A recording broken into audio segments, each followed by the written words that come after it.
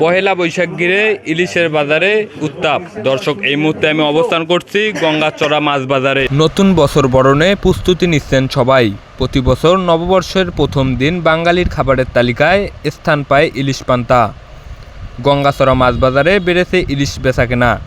দাম ঈদের আগের তুলনায় খানিকটা কমলেও বৈশাখের চাহিদাকে পুঁজি করে এখনও বিক্রি হচ্ছে চড়া দামেই। ক্রেতারা বলেন, মাছের দাম তো মনে করেন অনেক খাইতে পারিনি ইলিশ মাছের দামের জন্য।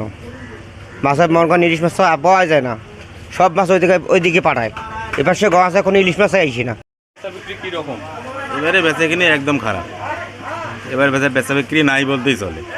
আশা কিরকম করেন? তারপর আশা করি মাল নিয়ে আসছি, দেখি আল্লাহ পাক কতটুকু বেচা কিনে দেয়। এই কোনো উৎপাদন খরচ, তবুও নাগালের বাইরে ইলিশ মাছের দাম। রাদিয়ান আহমেদ, আলোকিত টিভি, গঙ্গাচড়া।